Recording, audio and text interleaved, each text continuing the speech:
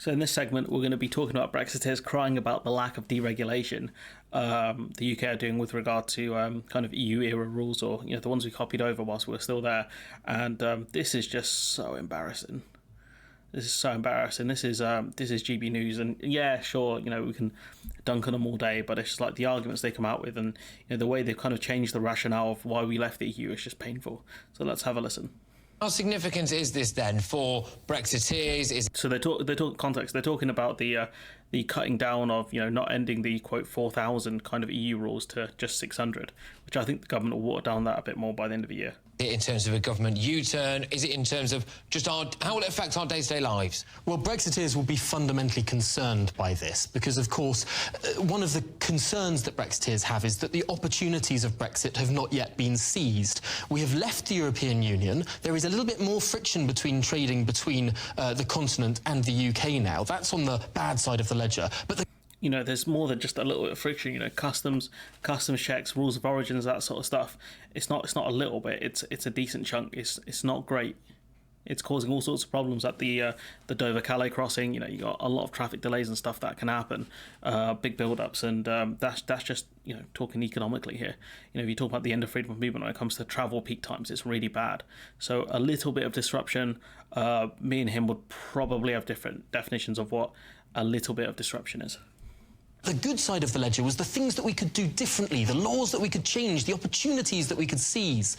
The fact is that this government is now reducing its ambition on that side of the ledger, only removing and changing a few hundred of those EU laws instead of several thousand of those EU laws. So it's about 4,000. That was the last count they had, about 4,000 EU laws. So it's not a few thousand, it's 4. Why?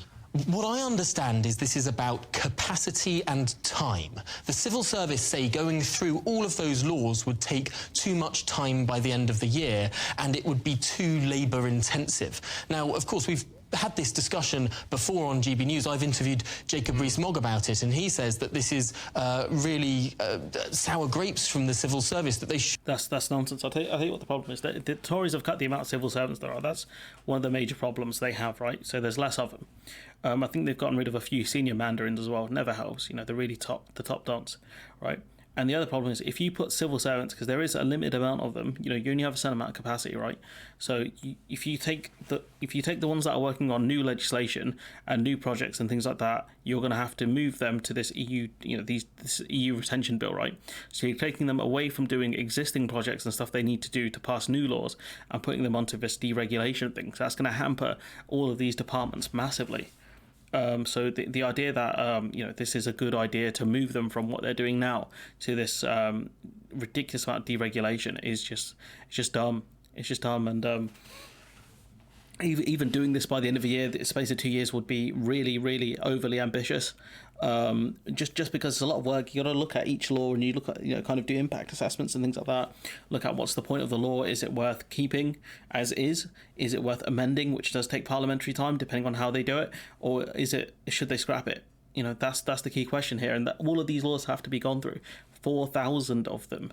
You're talking a lot each month for civil servants to do here, and so it's just a ridiculous statement from this geezer and from Mark, obviously. Should be going through every single one of these laws, and it's not an impossible task, but it does seem that the civil service does say that this is going to be too much work to do by the end of the year. The fear, however, for Brexit... And I just want to point out, it's the sign of a mediocre politician when they blame the civil servants for their failure. I'll be honest, the sign of really mediocre politicians when all they do is blame other people when they're the ones in charge, they're the ones that set the laws. And if Brexiteers were serious about this thing, then do it. Deregulate, get rid of all these laws then. Stance up effectively. Stance up. Let's see how badly things go. But they know that it's going to be chaos, and it increases their chance of losing the election that they might lose anyways. But if they want to see this happen, stance up. Let's see how this goes. Brexiteers is that if this Parliament, with its Conservative majority, doesn't get rid of these EU laws, they may well remain on our statute books forever, because if they pass to a new Parliament, perhaps with a different composition of the House of Commons, there'd be no impetus to change that. And let's also not forget the fact that the government right now, they don't have a mandate for this, because I don't think they actually promised in the manifesto. So there was no mandate for this anyways. So how about we get how about the Tories run on this? We're going to get rid of all 4,000 rules, right? EU laws, and they list all of the laws, right? Or at least the important ones, and see how that goes for them. Because guarantees it's a bold strategy, Cotton, but let's see how that plays off for them in the end. Because there is no mandate to do this anyways. That's the problem.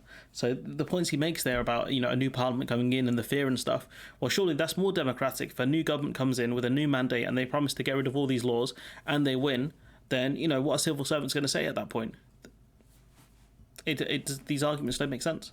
Arguably would properly be Brexit in name only. Do we have any steer as to what... This argument of Brexit in name only, shut up, honestly. We were told we were going to leave the EU, right? You can say what you want about the single market, the customs union, whatever, right? We were told we were going to leave the EU and carve our own fate, right? We've done that. We've left the EU, and the government decided they want to copy over all of the EU laws, and that's it. They decided to do that. So we've taken back control, and we've decided to do that. So, this Brexit and name-only stuff is stab in the back. That's what they're pushing, the stab in the back theory and all that kind of junk. And honestly, the quicker we dispel that, the better it is, because if that stuff lingers, it's going to get very toxic.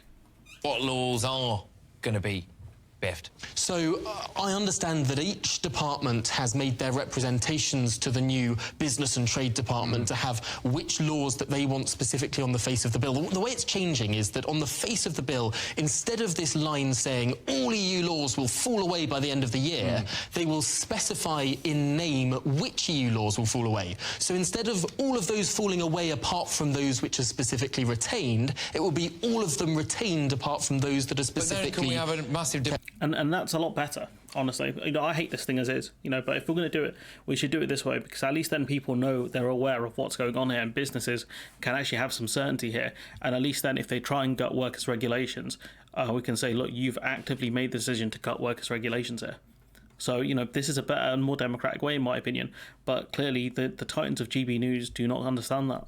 Debate on those individual laws. So is this something that we're going to see in the House of Commons now? This is just going to dominate it. Well, you can't get rid of that law, you can't get rid of that law. We certainly are. This is actually something that the House of Lords has been pretty vocal on in the last few months, saying that they want more legislative scrutiny for this process. So now the Parliament, because these laws will be on the face of the bill, there will be legislative scrutiny for each of these individual... Every single law. For each of these hundreds of laws, there will be legislative scrutiny. Grief. And, these people are arguing against more democracy, against more scrutiny, honestly. That's just, wow, that's embarrassing. Honestly, that's so embarrassing. Could you imagine saying, oh my God, I can't believe they're going to debate all of these laws, I thought you wanted democracy, and yet you seem to be against it. That just make it make sense, people. Honestly, make it make sense, because I'm at my wit's end, because these two are like, oh my God, I can't believe they're going to do this. It's going to mean it's going to be more work for us to actually cover this stuff. Oh, cry more, GB News guys.